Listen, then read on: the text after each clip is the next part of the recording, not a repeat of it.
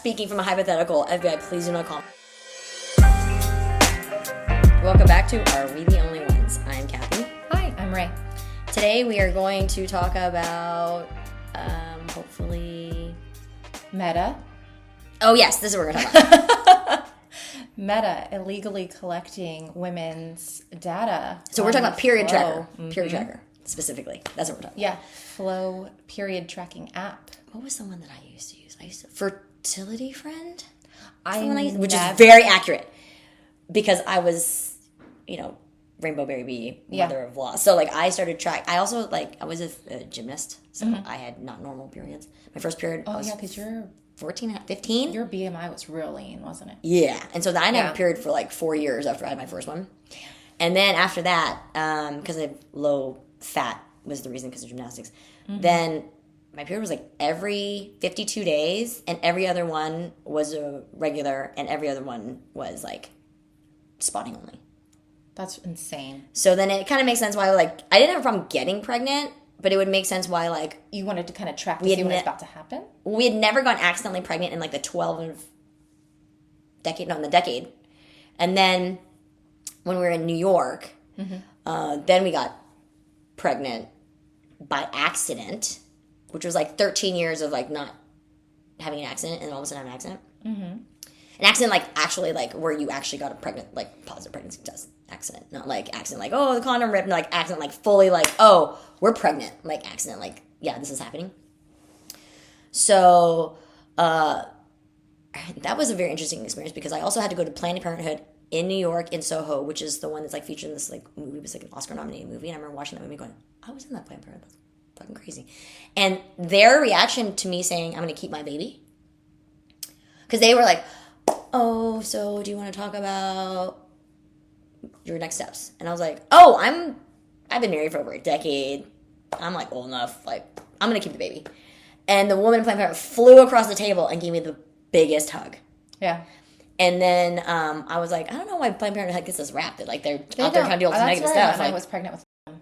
And they low-key kind of discouraged me from doing anything to terminate my pregnancy. They were just yeah.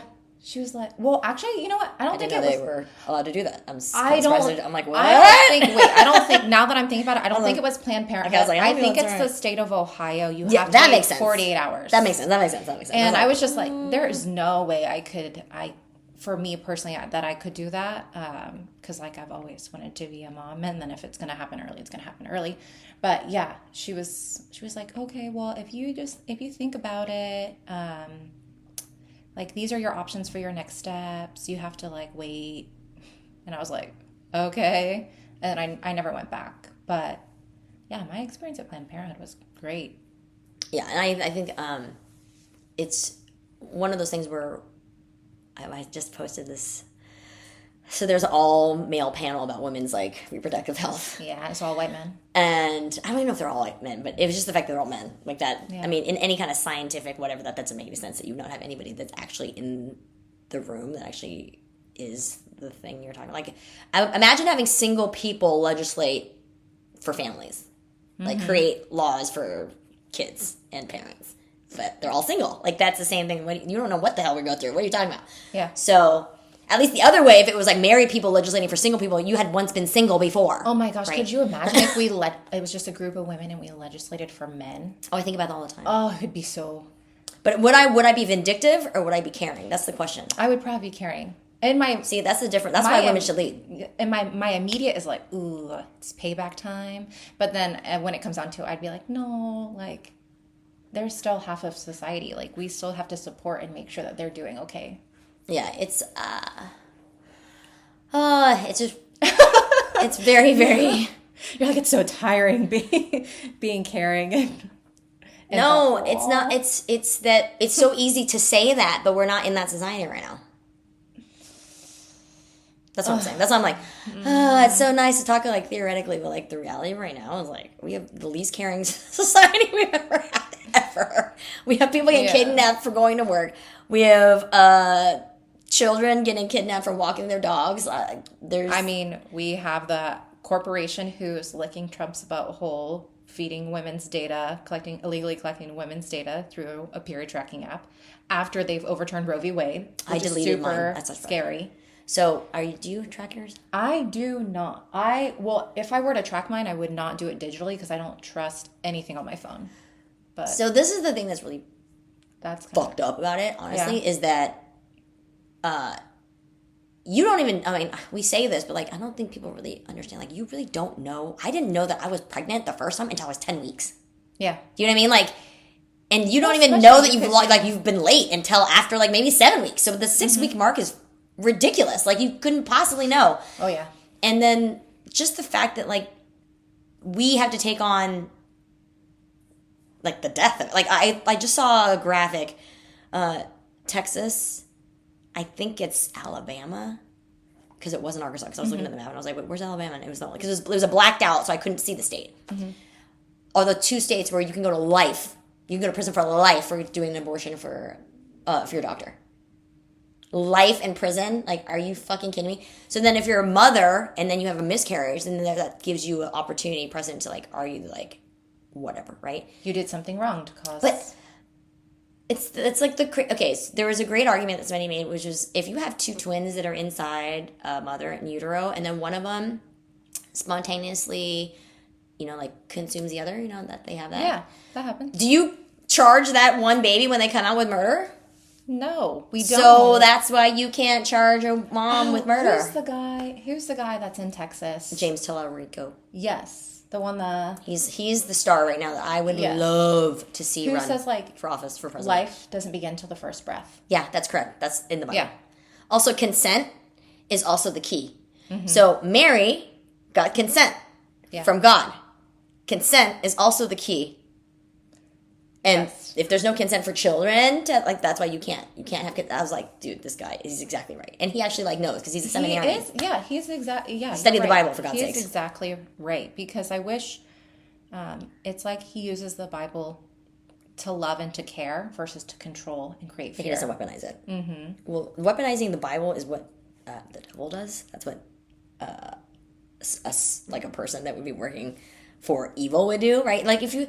The 10 Commandments, the first one, thou shalt not take the Lord's name in vain, is not saying, oh my God, or Jesus Christ. It's using God as a way to weaponize death, starvation, corruption onto society. So that's what it's about. You mean like Donald Trump's breaking the First Amendment? Yeah, well, no, First Commandment. Commandment? Yeah. You can tell I'm not religious. Yeah, but that's the difference about him using... The people that are used, they're not Catholics, right? These are evangelicals. Evangelicals are a little tougher. I don't really know those churches that well, other than that it really, really relies on tithings. What are tithings? Tithings is the 10% that you're supposed to commit to the church if you're a member of that church of annual salary, which is fully tax deductible by the government, by the IRS. So you have there's a financial motive to donate 10% of your salary. That's why Mormons do so well. Because Mormons really commit to that tithing, and they tend to make a lot of money. Imagine, like, how much Mitt Romney makes. That 10% tithing goes to his church. It's a lot of money. Yeah. So, annually, right? And then he gets to write it off, so then it helps his tax. So it's like, it's a very interesting kind of... Scratch my back, I scratch yours kind of thing. Right? It's way more deep than that, because they don't pay taxes. Like, a church doesn't pay taxes on any real estate, doesn't pay... It's 100% pure profit. If you don't have to pay taxes at all, imagine how much money you'd have right now. I know, if you didn't pay taxes so at all, it would be amazing. You'd have an extra 40%, right? At least. So I think that the period tracker situation though was really scary because everybody has an Apple Watch. I feel like, do you not track your period on your Apple Watch? I don't. I stopped wearing mine because I am like trying to unplug digitally. Like I don't. Like we already talked about this because like I try not to be on my phone a lot. I have like a time limit for my socials and everything, and I'm trying not to have the government trace me through that's smart. My devices. Yeah. Like, I'm low-key thinking about getting a landline. I want a landline too, but it has to be Vonix? Whatever that one. It's still like wireless. Yeah. It's not through like, a landline, back in the day, PG&E. Like they plug used it to in plug the it. wall. Yeah, they don't do that anymore. I want one of those too because the web, it can always go down. Yeah. So that's because up here we have very terrible service, and that makes me nervous. Yeah. And then there's also like the concept of, if you're a woman and like you have an Apple phone right now, there's the health app in there, and I also track, and they're like, should I be deleting that? Should I not be doing that in there? Would Apple?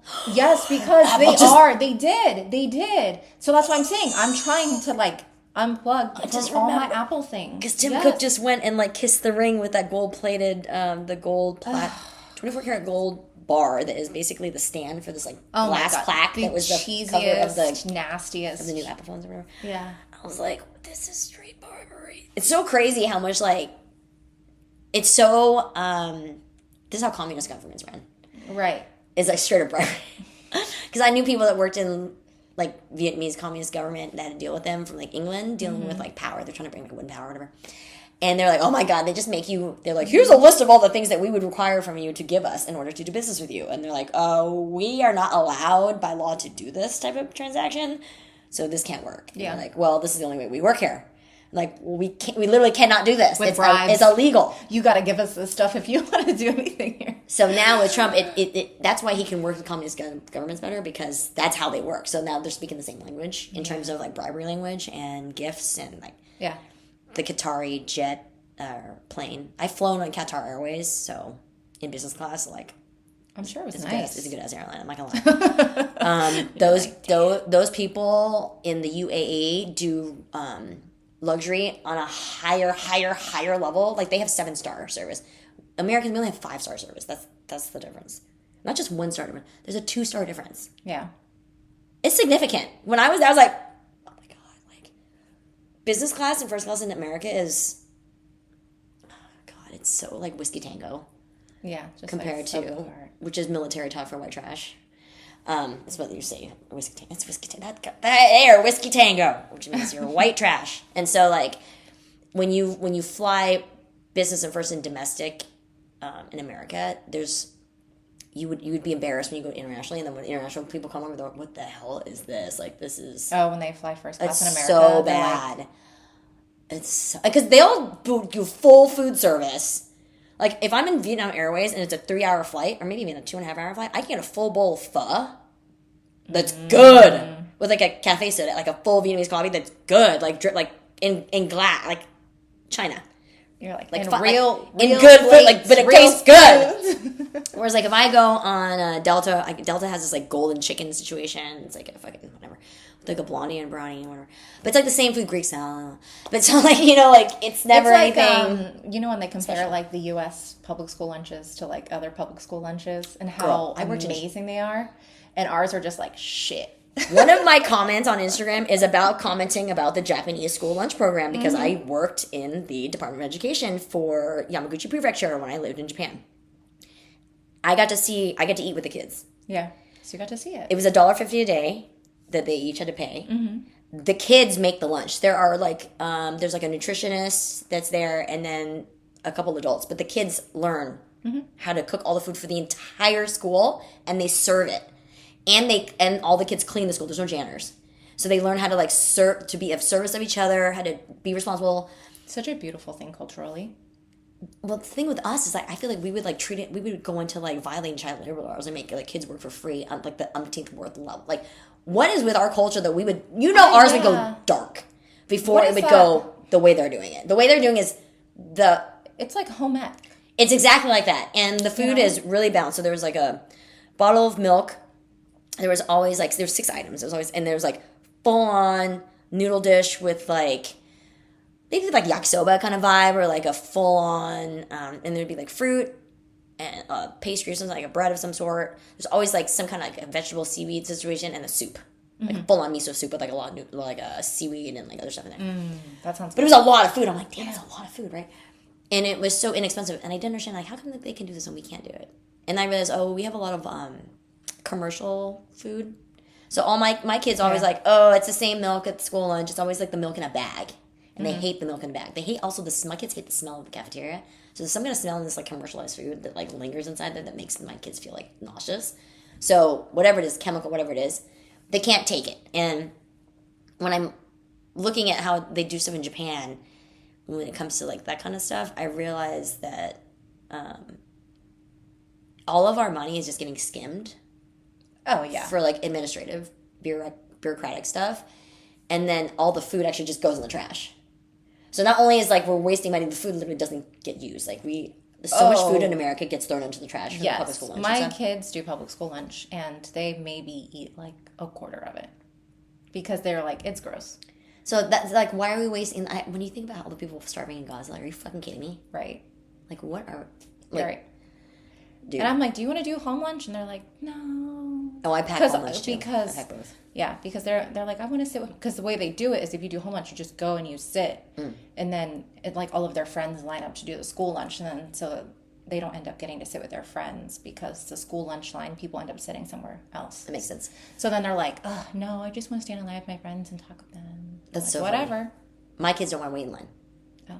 Which is also part of our Disneyland, like how we don't really wait in line, and we always like did. I think that has now affected their ability to wait in line in normal situations. Period. Yeah. Straight up, I think that has affected them that way. So they would rather play for lunch instead, and then they eat whatever snack. And when they come home, I go, okay, what do you want to eat? And then I can make them a full lunch here, or I try to make them like a kind of a breakfast or something if they'll eat it, so that they have it like sandwiched in its food from home. They're eating. My kids are so not. They don't eat well at all. Oh, to the extent that, like, I think it's like an eating disorder almost for my oldest because he's so skinny. I'm like, you look like you're... Like, when I look at starving pictures and I'm like, bro, you're, like, not that far off. Like, that's not good. You need to eat more. He's like, I'm tall. I'm like, yes. You're tall, but you still need to eat. But you also are, like, constantly wanting smoothies, constantly wanting juice, constantly, like, you need to eat. Like, food. Yeah. You need to eat something. So that's always like stressful when you're a parent trying to get your kid to do stuff, but then you don't understand like violence. Yes. You're like getting mad at them. You're like yelling at them. And you are going to get sick. Just fucking do it. You're slowly starving yourself. You're slowly killing yourself. You're just trying to say all the things to get them to do the thing. Yeah. And then you also turn into a different person. Mention that because my middle son, he had his checkup in May, and his weight has been declining like this. And his height has been going up. Oh, that's why. So they had to do blood work because he's literally losing. He's not going up at all. And so, the doctor she's like, like it could be something like with his thyroid or something like that. So he had to get some blood work done. Mm-hmm. But all of his stuff came back normal. It's just he really does need to, Congrats, it is normal. How scary would it have been? I know. You're like, please don't be something, right? Right. But I'm like, this just means you really need to fucking eat. Well, what so I am getting, he's a picky eater. Mm-hmm. You have a picky eater. I have a picky eater. I know this because I was a picky eater. And my brother was a picky eater. It's like the second the food doesn't taste good, appetite cuts out. You're literally not hungry. You're just not hungry anymore. Not hungry. But all of a sudden, if there's food that you love, I took him to Kura Sushi. I feel like that's an ADHD. They went off on unagi sushi. I was like, are you guys okay? Just plate. After I was like, oh my god, I didn't even know you could eat like that. Like, why are you eating homemade? So now I realize, I'm in the picky food situation where I need to just give them the food that they will say, yeah, I'll take this or that, but then they don't eat it. So then I need to actually figure out what they'll eat and just load that up. I take my kids with me to Costco and I have them pick out what they want to eat. So then he like gets to pick out. I know, but they'll just pick up candy and shit. I mean, he picked out a huge giant-ass bag of Cool Ranch Doritos. I'm like, you know what? If that's what you're going to fucking eat, then I don't care as long as you're eating. They want veggie pandas. And then, And those are on sale right now at Costco. I know. But I'm doing every other thing that I can to make sure they eat. It's just, he really doesn't eat a lot. Yeah, it's hard. It's so hard. I make his favorite, I'm like, what do you want to do for dinner? So he loves steak and sticky rice. So our steak and rice to us. Yeah. How's the sticky rice? I like that. That's interesting. Wow. So Vietnamese, we do sticky rice with grilled chicken. Yeah. We do grilled chicken. Dessert. But sticky rice like a dessert. But he likes, he prefers steak, which I'm like. What kind of steak? Bruh. Like marinated how? Marinated? Usually it's like oyster sauce, MSG, a little bit of sugar, a little bit of Kewpie mayo, which my aunt taught me, and fish sauce, of course. Okay. And I put a little bit of sesame oil in there. Nice. Okay. So Vietnamese marinade for shaking beef, also known as bò lô cluck, is... Probably similar, huh? No. Well, this is Maggi. Maggi is the key for Vietnamese food. Butter, little oyster sauce, a lot of garlic, fish sauce. I think that's it. And then separately, you need... Oh, and oil, vegetable oil. Yeah. And separately, you need salt and pepper and lime. Separate. And then that goes on, like you take the meat and then you dip it in that and then you eat it. Does that make sense? Yep. So, and then what we were doing, I go to 99 Ranch or Ranch 99, depending on which location. You just call different things. I get the Korean galbi marinade. Yeah. And just marinate a steak. And instead of making Korean barbecue, I just cut the steak like that. Steak and sticky rice. And then they'll say, oh, this is my favorite steak. This is my favorite one. So sometimes I go to Gyukaku and get their sweet soy sauce. And that they'll like over rice. My husband loves that. So I have to go get that like all the time. They love Gyukaku. They love, so my kids are very Asian in the sense where they really, these are the foods. It's very hard for me to figure out lunch because my oldest doesn't like bread. I'm always worried about food poisoning. I'm like overly worried about food poisoning because I'm living in Japan. Like nothing temperature check, right? Just like, rice can become poisonous. So then I'm like, wait, I can't give them rice and seaweed because that seaweed or that rice I get nervous. Okay, sorry. Do you ever notice, like, I'll pack, when I used to do home lunch for my kids, I'll pack stuff with, like, 2 ice packs. Yes, I do ice packs. It will be, like, 110 degrees outside, and their food, when they get it, they're like, it was warm. Oh, really? Yes. Do you have a cooler also? Like, cooler lunchbox? Yeah, and I'll So put, it's a cooler lunchbox plus 2 ice packs. 2 ice packs, one on the top, one on the bottom. Yeah, I don't know, dude. But it's because at their school, they keep the lunchboxes outside. I know, at that school, they keep them outside. Which And I know, that's why I used to freak out because I'm like, that's a food poisoning It's situation. 115 degrees outside. Freaking bring the lunchboxes inside. How is anything supposed to keep? So our school, I don't think does that. Oh, okay. So then you probably don't have to worry about I don't that. have to worry about that anymore. But you noticed that. No, I definitely know. That was the first thing I noticed about that school. Was like, what the fuck is this? The sun is on these lunches. So that's why it was hard to pack anything for them. It's like peanut butter and It's a peanut butter sandwich. Yeah. Is what I do for my youngest. And then I'm trying to convince my oldest to go into school lunch, but it hasn't been working out. So I remember I made an early morning run to the store and I got strawberries, blueberries, bananas, and I just shoved those in there, wash them, and then dry them. Kind of dry them. Put them in there and like, okay, eat fruit. Fruit, I don't have to worry about you like dying from fruit. And I put like a cold pack in there to try to keep it a little bit chilled. And then you know what I did that you might be able to do with your kids, but did not work for me was they have kimbap. You know what kimbap is? So they have that in the freezers. You could take that frozen, put it into the thing, and by the time it thaws, it'll be ready. In there, does that make sense? Yeah. And it's Esther loves kimbap. So my oldest had it. He didn't like it. Turns out a classmate goes, "Can I have it?" They So took then, it. But their classmate didn't get sick though, so it worked. No, it's fine. It was safe. It was just funny that like, well, I'm glad somebody liked it, because I bought it was buy one get one free at Ralph's, and so I ended up buying it. But no, I'm like, it didn't work for him. Maybe try. How far is the Asian store from you here? 10 minutes. 10 minutes. But it's not as good as the one you have, because yours in Arcadia is Santa Anita's like that. Oh my restaurant gosh, is freaking phenomenal. Yes. So nothing like to compare to that. Not all. But this feels like an Asian market because it smells like an Asian market in the sense where like the seafood it's been there for a while, right? Like not seafood, not the seafood's old. The market has been there for a while, so therefore they've had a lot of seafood that they have sold through there. So there's a strong seafood smell. Yes. From that, the seafood has is been fine. there for a long. No, the seafood's it's as fresh as you can get. So it's alive. Yeah. It's alive. So it's fresh. The seafood's not old. The seafood hasn't. That's all I was like. Hold on, sorry. Not to disparage like one of the best markets out there. Yeah. But I need to go to Tokyo Central, which is apparently in West Covina. Oh, is that where? Yeah. How far is West Covina from you? Like 30 minutes. 30? Maybe? Yeah, it's about 25. I bet you it's like this. That's probably like a Central Park maybe.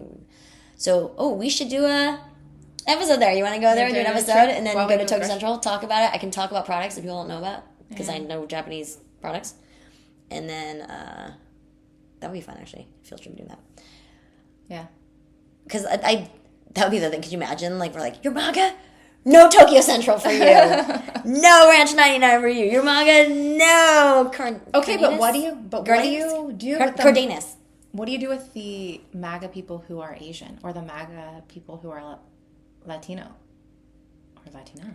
Well, the problem with MAGA people that are Latino is that like they literally are in positions of power. So John Leguizamo brought up my point how Enrique Tarrio, head of the Proud Boys, is I didn't know he's Afro-Cuban, Afro-Latino. So he's two minorities. I did not realize that. So I'm like, oh my God. And then Nick Fuentes, who is now actually saying a lot of Mark Hamill. Mark Hamill was like, I Can can't you believe I believe agree with the French press right now. That's how I feel. But he's Mexican American too. So then I didn't realize that because John Leguizamo was like, oh, Fuentes, hello guys. I was like, oh yeah, that's true. So what it is now, what we were realizing is that the coalition of MAGA requires minorities in order to have a large enough, talk about numbers, talk about general, talk about, you need the math. Yeah. The math requires a coalition of diversity, even for MAGA. Yeah. Which means that they're, what we said way back when is true. Yeah. That the ideology isn't real. It doesn't really actually work. And they're going after their own supporters first before anybody else. They're actually like, I know. hurting their own. I mean, I'm not laughing. It's not funny. It's not funny. But the head of the owner of But Trump Burgers is getting deported. And he's Lebanese. And I don't think it's funny, but it's ironic. It's what he voted for, so it's ironic. I mean, it's what he wanted. But for me, I'm like, if you're a Trump supporter and you see the Trump Burgers owner isn't getting a pardon or a pass from Trump, he doesn't give a fuck. well, then why would you support this guy? If you think like if I'm supporting it, he's not gonna do it to me, he absolutely will do it to you. Did you see the interview with that couple where the husband and wife both voted for Trump and the wife got detained or deported? One of the two, and he doubled down. He's doubled down, bruh. You just can't admit you're wrong. Wife. You just can't admit you're wrong. No, it's just some people can't admit they're wrong.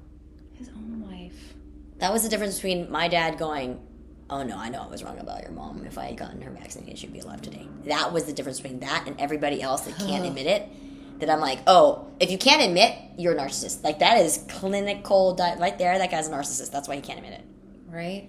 If you cannot admit something so obviously wrong that has affected you, that you voted for, and then negatively well, I affected wonder you. how his wife feels now.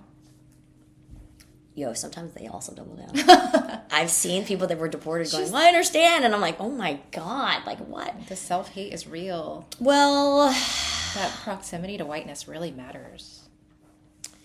There's a lot of weird psychological stuff that goes on in people's minds and why they do the things they do and why they vote the way they vote and then why they can't admit when they're wrong. Mm-hmm.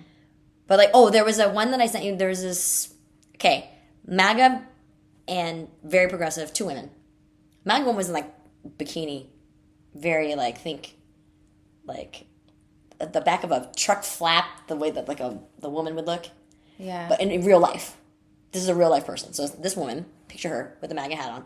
And another woman who was older and seemed very, very, very like, I don't know if she was gay, but she seemed like she would like be a safe place for gay people. Okay. And she was like, she came up to the MAGA voter, held her hands, goes, whenever you understand and you decide that you don't love him anymore. So instead of saying like, whenever you see the light, not like that. Mm-hmm. Whenever you realize that you don't like him anymore and you are done with him, I will be here waiting to love you and to support you and to welcome you in. And the MAGA woman goes, I don't hate Trump, or I don't hate progressives at all, liberals at all. I just really respect this president because he's our president. And I would have done the same with Biden if he was the president. This was what this particular MAGA person was saying. I'm just saying this. Do you see the drop in my face? I know. but I'm just saying that's what this particular. But the idea was that it was this beautiful connection for the future when this is all dissipated.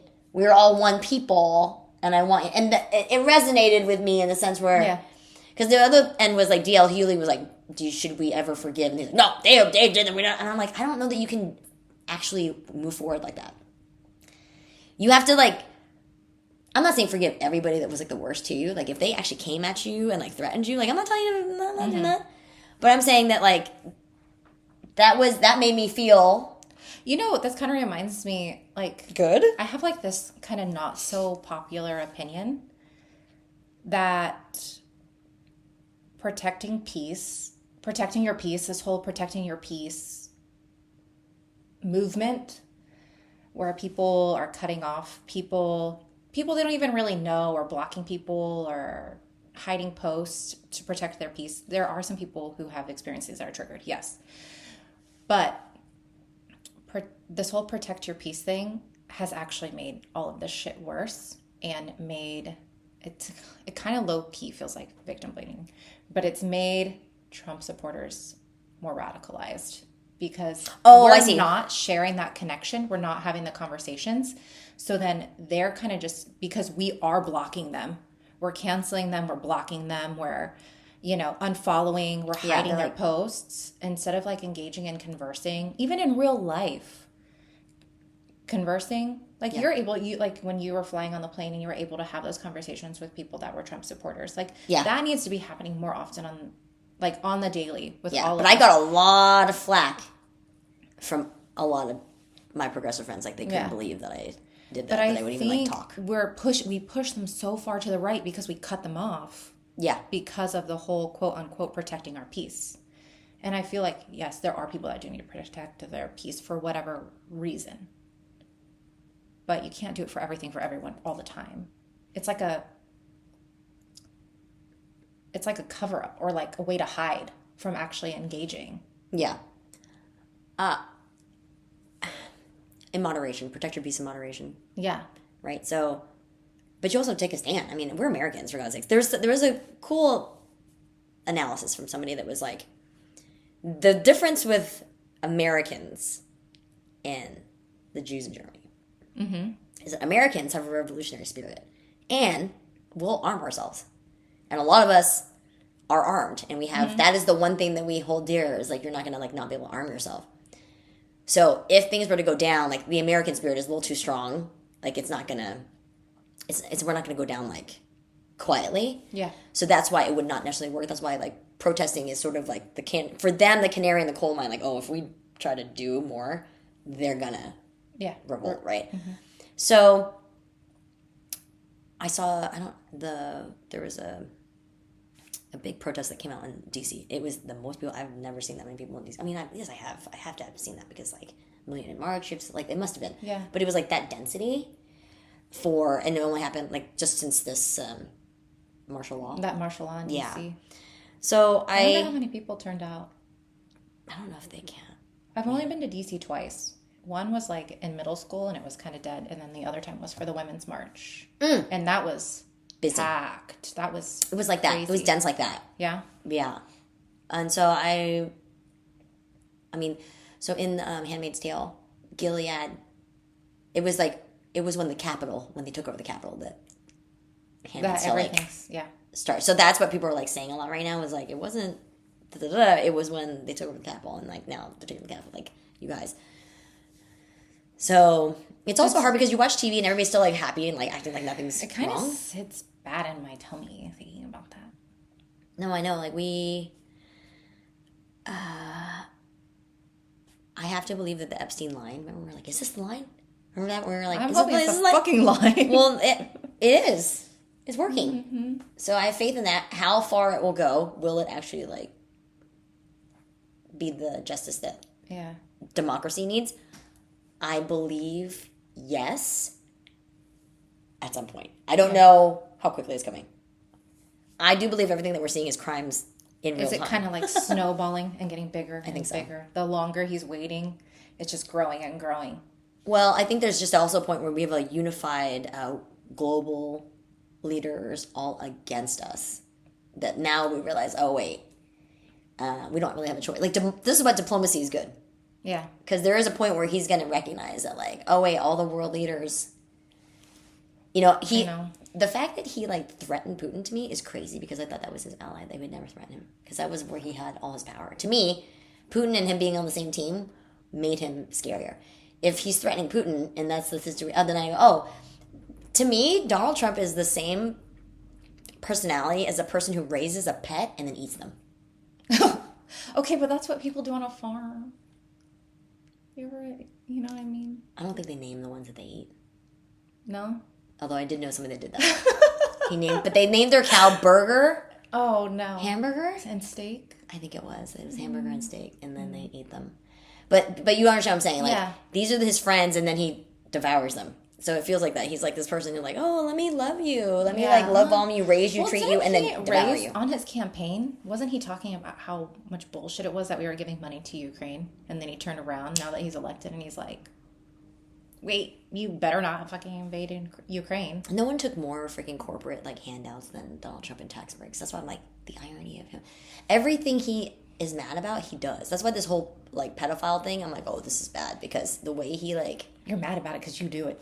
And it's also the way he's moving about it. Like, he gets so... And the crazy thing was when he was in Scotland, they were like, so, what's up with episode 5? I was like, oh, he can't escape it no matter what. He's trying to escape, and they just, like... everywhere. They just, like... They didn't know him harder overseas than we do.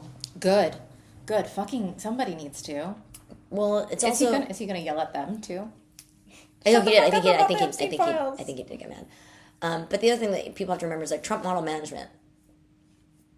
We're talking about human trafficking. We're talking about, like... Not legit. Dude, go back to that. Like, I'm still waiting for people to go, oh, I want a story to break about Trump model management. And, like... Right. I mean, Wall Street Journal, do your thing. Because that's the treasure trove of all the really serious connections of human trafficking with oligarchs. Yeah. And private planes. And models.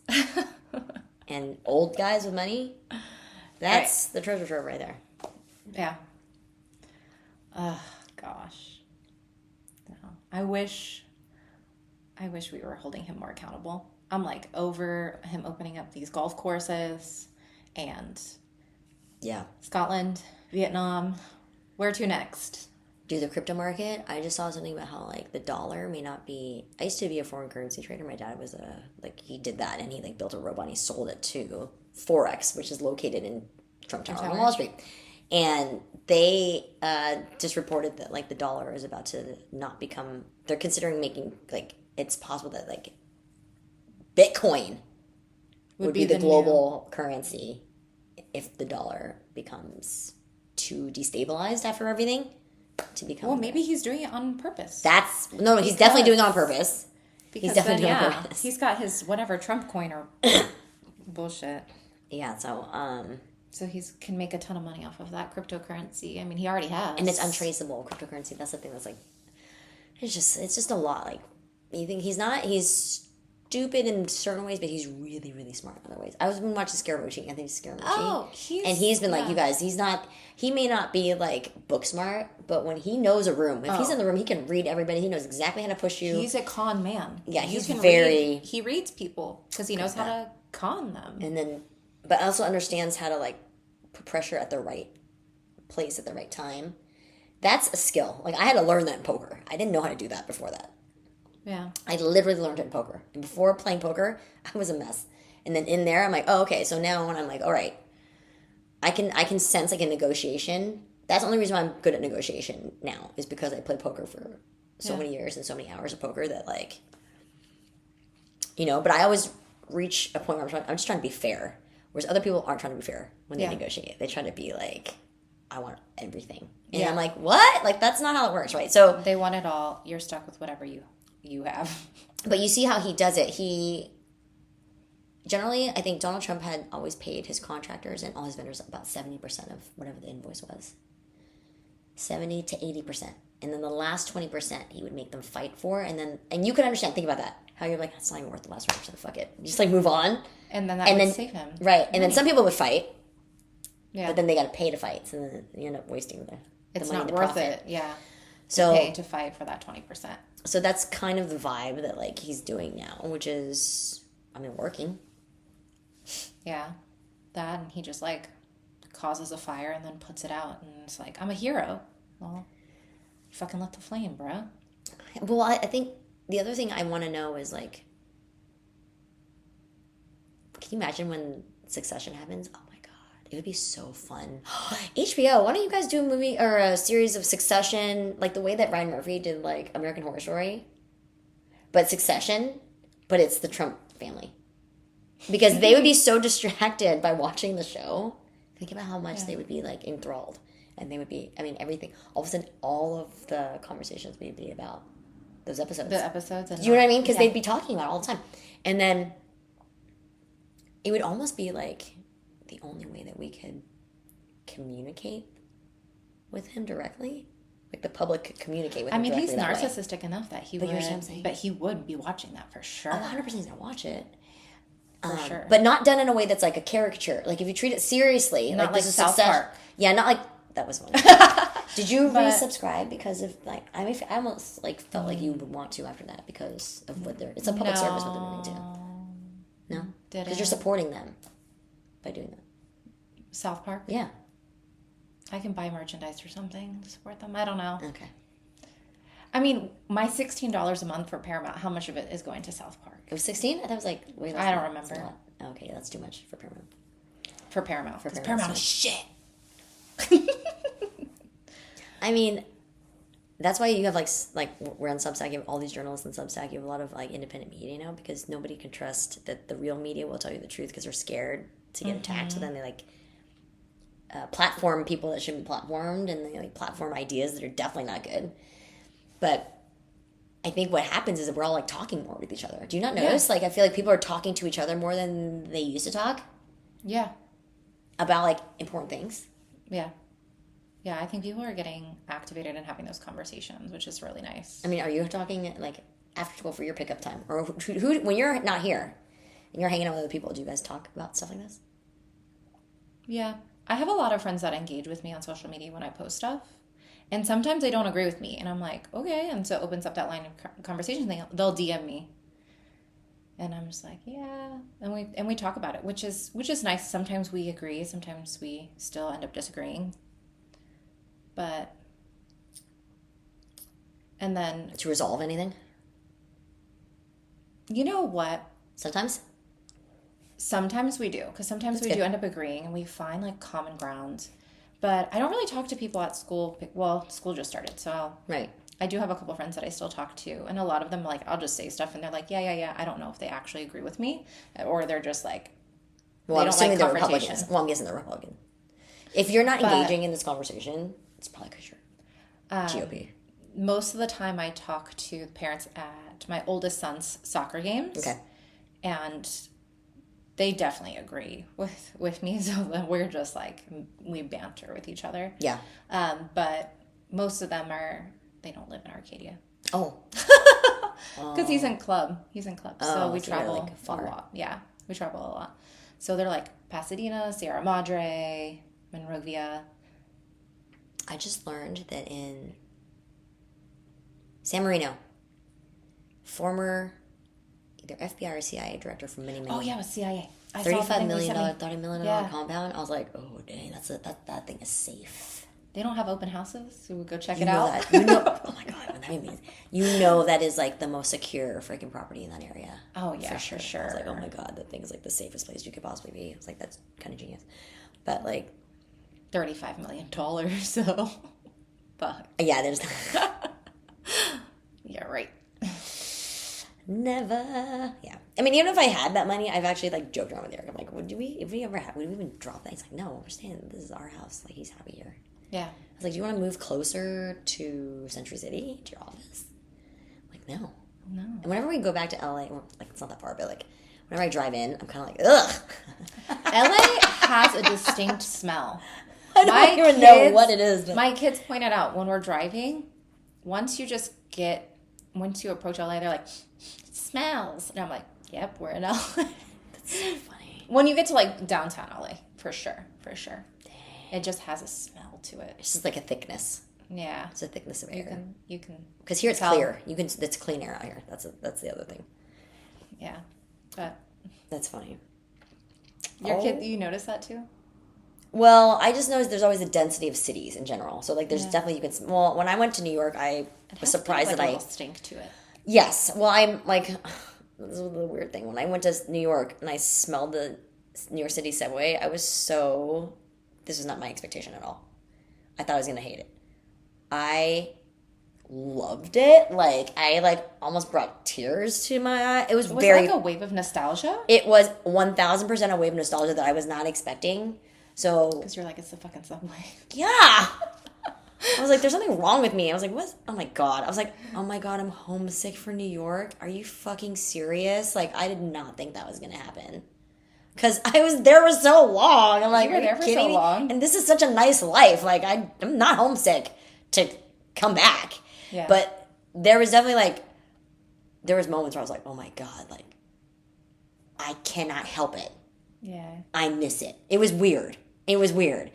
Because so much pain had come from living in that city for me. Right, because you were telling me, you're like, so much pain. I dealt with this, and I dealt with that, and I dealt with this, and this. And somebody tried to kidnap my child. No, somebody tried to rob me. Somebody tried to... That's what I'm saying. Like, what? what? So then I realized, okay. Maybe you're trauma bonded to New York City. I did learn that Stockholm Syndrome is trauma bonding. Yes, Mm-hmm. I did know that. And that, so yes, there's definitely, it's beautiful. If you're in the right place, it's beautiful. But Yeah. within 2 weeks after I left, there was the shooting, literally 3 blocks from where I was staying. Oh, shit. And then there was another, was it shooting or something recently? And I was like, I was just there on Times Square. And I was like, dude, that's like literally where I was. So then it reminded me, yes, that's why I don't miss New York. That's why I'm not there. Crime is not like, It's not funny. no, well, crime is going to affect you. Yeah. Okay, like in LA, you can look at the crime on TV and you're like, well, that happened over there. That happened 45 minutes away, but they still say it's LA. In New York, it was like, oh, I just walked by there. And it, you know what I mean? It's like that. Or like, that's happened to me. Like, it's like hard. But the thing about LA, the smell of that situation, it's not the same smell as New York. No. It doesn't do the nostalgia for me. It's just the smell of, I think, like the density of traffic is what the smell of LA is. It's the density of stuff and I think also it's not offset by the beautiful buildings of New York City too. You don't have the offset of like Central Park and the sky and just all the other stuff. That like that's why I could walk by Jeffrey Epstein's townhouse and not and know it was his in a way, and then also and keep it moving and not really know. Yeah. Whereas like if that House of Horrors was somewhere over here, we would all know that street. We would all, and you would like not want to hear about it. You'd be so freaking creepy. You know what I mean? They would probably have demolished the house. Like that's the kind of level of that kind of stuff. There's also a different like cultural vibe, right? It's like hustle and bustle of New York versus like LA is more laid back. There's so much history in New York. Yeah. That it's just layered upon layer upon and you're layer just upon. You gotta keep it going. Yeah, that's why. Yeah. Like when I saw Hamilton and I was like, wait, isn't this is the cemetery? Oh, and I walked right by Alexander Hamilton's grave and I was like, that's nuts. Right? And then to find out, there was more history that happened here than even that. And then there's like more, and you're like, I've walked by things like too much. Whereas when you go to the middle of nowhere, it's like this one time, this one thing, the person was born here, and then everybody flocks to that as like the thing to do, right? Imagine a sphere anywhere else but in Las Vegas, how busy that thing would be. Not that it's not busy in Vegas, but Vegas is having very serious problems right now. Have you been recently? No, because I have no interest in going, and that tells you if I'm not going, for sure. Yeah. Well, actually, our mutual friend, is going. She's planning a mom's trip. She's like, "Can you go? Can you go?" Really? Yeah. Are you gonna go? I think it's the weekend of the 23rd. So not this August? weekend. Yeah, but next weekend. Interesting. So Arcadia Moms. Arcadia Moms hitting it up in Vegas. Mm-hmm. How many people are going? I think 5 or 6. In one room? Two other. I have no clue. The flights are so cheap. It's like $80 for round trip. Probably not even that. But where are you flying from? I'm not going. Oh, you're not gonna go? Oh no, girl. Okay. Wait, because I thought we had our thing in Chinatown. Oh yes, that's right. We do have that. So I was like, I can't go. I mean, you could go. We can always figure something else out. We always take another photo some other way if you wanted to. If you wanted to go. I'm okay. Okay. We can always go after. Yeah. Well, wouldn't that be funny if we like took the photo and then we got on the plane and then kind of like, hey, and then filmed and then like did a podcast from over there. With my oldest son being in club soccer. Oh, you're busy. We are traveling every weekend to either Irvine, Huntington Beach. Like we're traveling like an hour, sometimes an hour and a half away to Temecula. Mm-hmm. And so if I'm not doing something for work or the podcast, I'm going to the games. Yeah. Because it's unfair for my husband to have to shuttle everybody all the time for both days. Because that's a trip. Because we don't stay because we have a dog. And oh my God. Yeah. Yeah, so it's usually Saturday and Sunday. Yeah, I am going to hold off on club sports, I think, now. You're like, no, it was a lot. Well, unless they're really good, why am I doing that? Why am I schlepping and forcing people to go play a sport they don't want to play? I'm not. I mean, if they love it, it's a great. They didn't. I'm free. You're like, yes! Shaolin Kung Fu is still on the table. We're good. Shaolin Kung Fu is still on the table. You might have to start traveling for that when they start competing. That's true. So they do have those. They do have competitions. Yeah, they have competitions. I wouldn't mind that. Like honestly, my oldest wants to like maybe become an actor. He could be a kung fu. They actually come to our kung fu school to cast. Really? That's cool. Well, my kung fu Sifu has been in every Marvel movie. Oh, that's cool. Yeah. But oh shit, what was I gonna say? I don't know about every Marvel movie, but anytime there's a martial arts Scene. Marvel thing, he's in. They go to him to ask him to do it. Because look at the proximity. Yeah. Well, also, too, I was going to say, my advice to you is if you do get into competitions where you have to travel, just don't get an animal. Oh, we're never getting pets. Because my husband had to live in a animal hoarder family. And so he was the one that took care of all the pets because of it. He was the only responsible one. That's why he's like, absolutely not. He shoveled so much, like, animal poop. Yeah, he just cannot. And it was also, like, bad situations with, like, stepfathers that were dicks and stuff like that, doing stuff. So, like putting poop on his pillow. Oh, fuck no. To, like, you go do that. And so that's why he's a very trigger situation. Like, he's so good with animals. Whenever there's an animal, though, the animal, like, he's an animal whisperer. Like, come up, cats love him. Yeah. Everybody loves him. But he had, like, snakes. And then they had rats in an aquarium to feed those snakes in the boa constrictor. He had, like, 7 large snakes. Boas, python. Like, then they had, like, 40 birds. 40 birds? 8 dogs. And they had, like, 12 cats. Do you One understand dog. what I'm saying? This is not, like, I can't imagine 8. Let alone all the other animals. So that's why we will never have pets. Yeah. Never. It costs so much money too. It's just a lot too. It's a lot. I get it. Especially like you care about the animal, right? So you don't want to just leave them all day. Yeah. So yeah. Well, then you don't have to worry about that.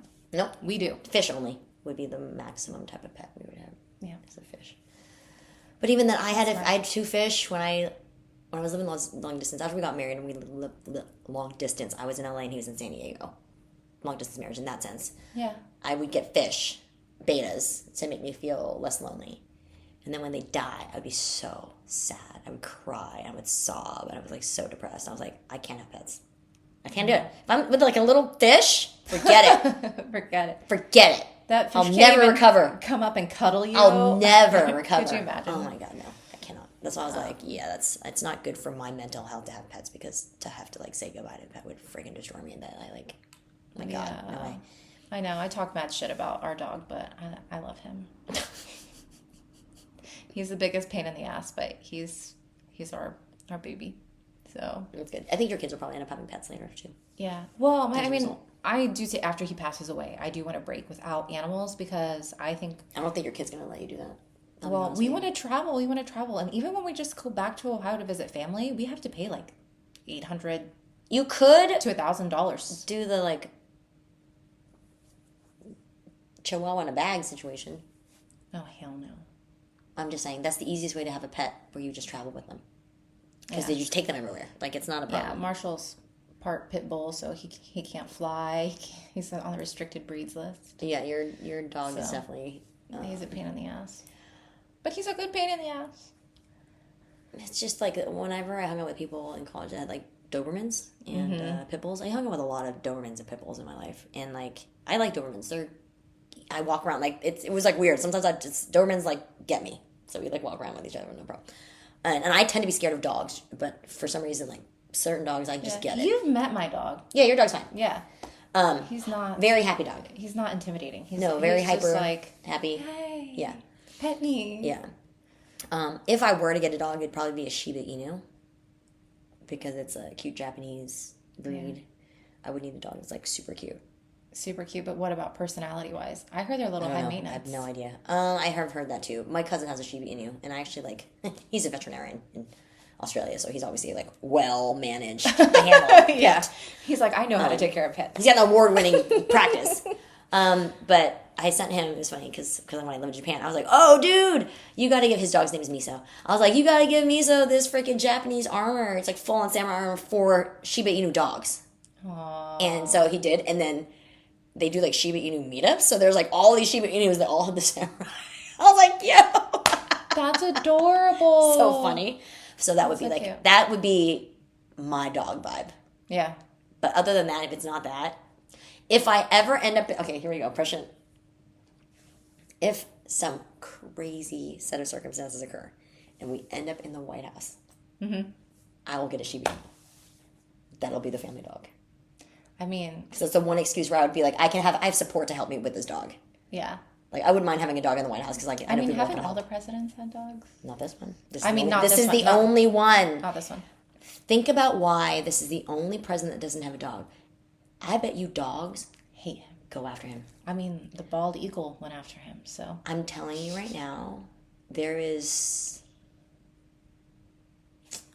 an evil in him. There's an evil in him. Mm-hmm. And, like, remember that one? Do you see that one clip with the kid? He came into the kindergarten or first grade and the kid It's was like, on it's not funny for the kid. But it's funny that people hate him. Like, instinctually. We feel, though. It's like, a monster, no! And I've even actually thought to myself, like, realistically, if I ever... Ran into him? Yeah. What would you What would I do?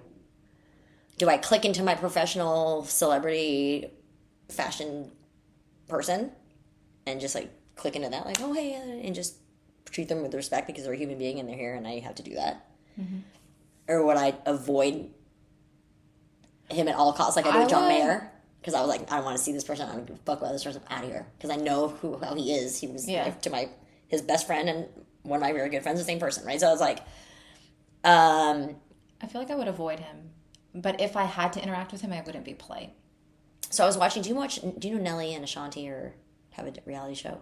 I know they have a reality show. So don't watch it. They're together after they had been together before. Apparently, I didn't really know the back history, but apparently they were in a relationship before. They broke up, and now they're back together. Mm-hmm. They have a baby. And super cute. And Nelly got invited to the White House. And he went. Oh, yeah. And Ashanti was pissed. Well, she got a lot of flack for it, too. Because her mom was pissed. Yeah, well, they didn't think he should go. And I remember at the time thinking, wow, I can't believe he went. But then when I saw the show and I realized, oh, he comes from a Navy family. His dad was in the Navy. And so it has been ingrained in him. Because if you're black in the military, this makes perfect sense. Doesn't matter who is in charge, you have to respect the office. That's the only way that a black military human being can survive in the military is to be like, it's not the man or the woman. It's the institution. Right. Because you're going to, right? You have to face possible discrimination, so you have to push through that. So you have to think in that way to be able to survive and succeed in the military. So he ingrained his son Nelly with that same mentality. So when he gets invited to the White House, he's like, I'm not going for Trump. I'm going because it's the executive branch. It's the White House. It's the office of the president. I come from a military family. That's our commander-in-chief. Like, no other president has invited Nelly. And I was like, oh, that's fair. That's fair. I was like, oh my God. Why did you invite him to the White House? What was the reason? The inauguration. Oh, okay. Where Snoop performed there. Nelly performed at the inauguration. Yeah. This is the inauguration. Okay. So, and Nelly got a lot of flack because I remember Janelle Monáe was like, I used to like Nelly, but then he showed up for What about Snoop Dogg? He got called out big time. Because Snoop Dogg, the first term, he got was called talking out. mad shit about Trump. And then he just turned around and... So those two specific examples, are exactly why I'm like, God, I don't know how I would react then. I would think I have such a personal... I think I would tell him, my mom was a supporter of yours. And he'd be like, oh, really? I go, and she died because of it. Like, I feel like I would say that to him. I feel like I would say that. That would one thing I feel like I would have to say. But at the same time, I also, like, recognize why, if you're a performer, why you would go to the White House and perform. I understand why they would do that. So it's like, I have this, like, professional, I guess it's in the context of what it would be. Is he trying, is he going to advocate for vote rally? The only scenario which I would be, like, so... But even then, I don't know that I could do that. I don't think my personality would allow me to do that. I don't think I can. Can the greater good of that be more important to me than my personal feelings of trauma in relation to this particular person? That I don't know yet. I don't think... Well, because I think if you think big picture, right? It's your personal trauma. I try to be big Plus, picture, it's but like... it's also very hard. It's all the things that he's doing. I mean, he is way worse this time around than the first time. Oh, yeah. So then it's like... I think if I had met him after his first term, I'd have been like, oh, yeah. Because there are things that Trump has done that I'm like, oh, yeah, that's pretty good policy. That's great. But then there are things where I'm like, it doesn't matter if you fucking did that because look, you just detained all of these people illegally, and you're, like... I mean, the main thing we have to look at is, like, there's a human trafficking operation happening by kidnap through the Department of Homeland Security, through Immigration Customs Enforcement.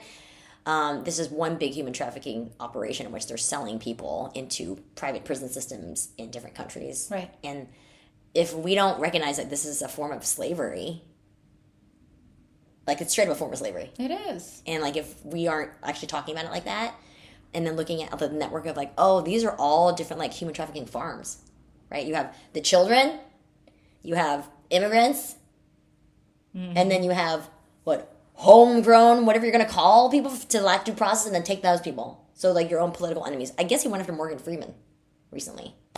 Morgan Freeman, ICE called him, or no, FBI called him and asked him about, like, his no kings. He's got, like, a no kings on his Facebook. It's like no kings is his thing. Oh, like his little sticker? Is his actual, like, Facebook profile picture. Oh. And then, like, I guess he's been criticizing, so they've been talking to him. And so, it just depends on... But what about, like, the freedom of speech? Well, that's what they're trying to do. They're trying to, like, scare us into not talking. That's why I like independent journalism. Substack. So, like, when the more of us that are out there, it's too hard for them to, like, get all of us. So if we all talk about it and it just becomes this big chorus, then they can't stop us. Yeah, it's if we get scared and stop talking. Well, the thing I am embarrassed about, though, South Korea, remember when their president declared martial law? Oh, my gosh. They freaking took that guy out like that. And we're so not doing that. And we're just like, But we have so many people who are just not involved. There are so many people that I talk to, they're like, oh, I just don't do politics. Oh, I just don't. And it's just like, why not? Everybody around you, it literally affects every single part of your life. And they're like, nah, because I'm fine. And it's like, but wait till you're not fine? Like, you're just going to wait until something happens to you and then you're going to get mad? Like, you need to, like... Can I ask what voting demographic they're in? Oh, my generation, for sure. Or your generation? I don't know. Gender? Most of them are women. Race? White. Some actually... Financial? Some... It differs. Some are single. Some are married. Some are mixed race. So they're like... half Hispanic, half white. So there's Hispanic mixtures. Yeah, see, I think we need to actually, like, appeal to our Latino brothers and sisters that have been lost. Do you know what I'm saying? Mm-hmm. Like, maybe we need to talk to them instead of going for the full MAGA people. Let's go to the people that, like, actually are confused. And then we can say, like, hey, God, do I go back to my mechanic? Yeah, go back. And go, hey, how do you feel now? Remember, because my mechanic, the day after I went got my car fixed. You're like, fuck you.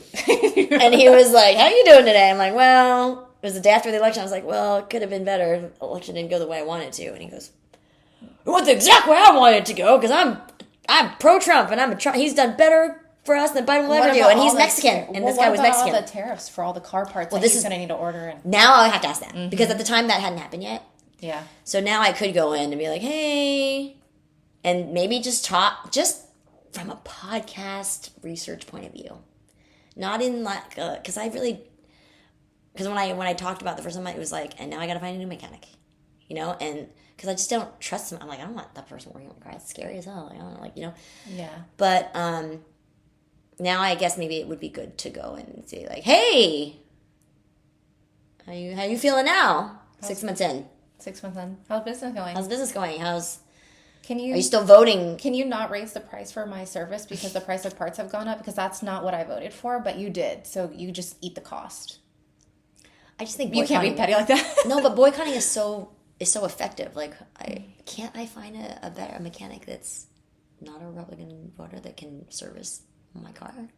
Right? Like that. I don't know. They are the highest rated though for that particular vehicle. Yeah. I was like, dang it. Or I can go to the dealer, but the dealer is just very expensive if I go to the dealer. Yeah. So, that perfect example, right? Capitalism, commerce. Where do our moralities and integrity meet? When does it, like, hardline? When are we saying, absolutely not? When are we saying, yeah. When are we saying, come, let's keep open dialogue in case you that's want like to that come? protecting peace thing that I was talking about, right? It's like, hey, I'll still pay you if you don't sabotage my vehicle for voting for Harris. I know. It's tough. It's been a tough 6 months. Why did you have to say it was only 6 months? Because, Well, now it's 7. well, I feel like it's been like 2 years. I know. We've aged a lot probably from it. I have to see how, like, legit, I wonder how many gray hairs I'm going to have just from this administration. Because, I mean, I got most of my gray hairs from the first administration. I'm not even kidding. Yeah. This is, for real, all my gray hair came from that year. And so that's why, like, when my mom was sick and, like, he was always president, Yeah. this is all, any gray hair I have is from that exact time. And so that's why I'm like, oh, gosh, I wonder, like, how much more we can survive of this. Mm-hmm. Do I have an exit strategy to go to other countries? Yes. Do I talk about that all the time? Yes. Mm-hmm. Yes, I do. And is that sad? Yeah, but, realistically here, taxes is very hard if you're retired here to pay taxes on your home forever. That's not realistic. You gotta leave to figure it out. So maybe what Trump has done also has given, because I've never seen more people leave so fast over one person. Like to uproot and leave, like Ellen DeGeneres, Rosie O'Donnell, like for people to uproot and literally leave and then say like how much happier they are over there, then you realize how much of a lie America being number one for all the greatest things Because we're not.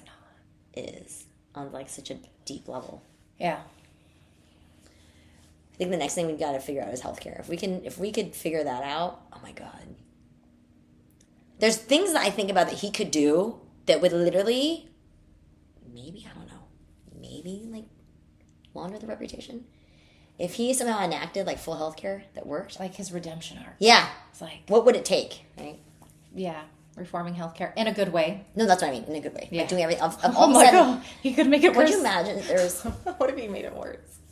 Okay, I'm just hypothetical. FBI, please do not call me. This is not one of those situations where it's like that. I'm just thinking hypothetically. There was a tried to take his own life, and he used a gun, and the bullet actually like severed the part that the OCD was in, and so it removed the OCD from his life, and then he became a super successful person. Like, great, freaking. That's a fucking wild story.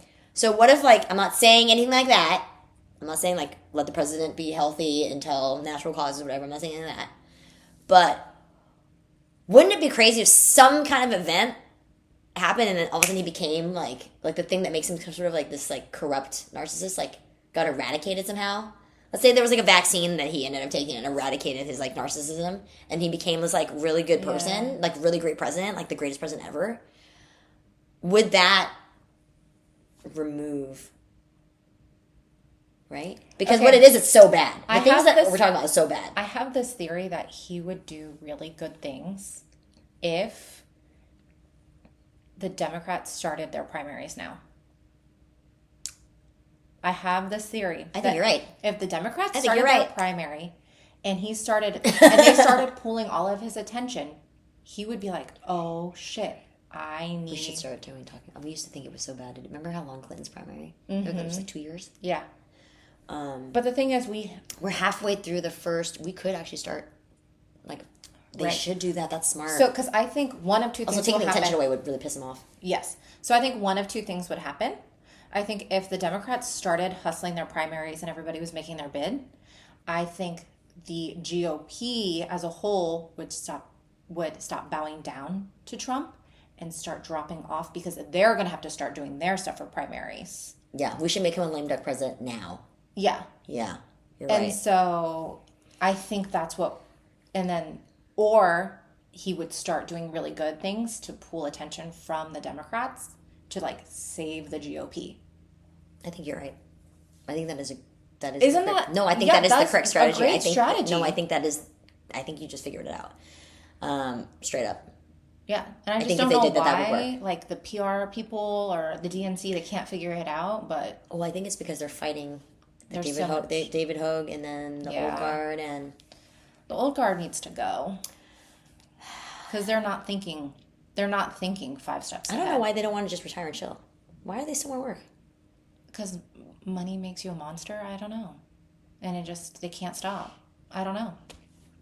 Yeah, it's crazy. But that's my theory. No, I think. And I think it would make a big difference. All right. So on that, I think are we the only ones that think that the Democrats should just start running the primaries now? Let's go. I think you're right. I think That's Ray, if it happens and it ends up working, whenever the primaries start, whether it's like now, if that ends up doing exactly what you said. I mean, I think everybody's starting to do it low key. No, but what you're saying, like straight up, no, I think you're right. Alrighty, let us know. You can let us know on Instagram at Are We the Only Ones Pod, as well as Are We the Only Ones Pod on YouTube. Our TikTok is Are We the Only Ones Podcast, and then you can also interact with us on our Substack. Please subscribe. Yes, subscribe and please, comment. Yeah, subscribe and rate us on like Apple Pods, Spotify. You should have 5 out of 5 rating. Yeah, really? Yeah. Okay. Yeah, multiple people. Multiple people? Yeah. On Apple Podcasts or Spotify? No, Apple Podcasts. Oh, that's 5 out of 5. awesome. Yeah, it's nice. Yeah, please, that helps us out. Shoot us an email at arewetheonlyonesepod@gmail.com. Until next time.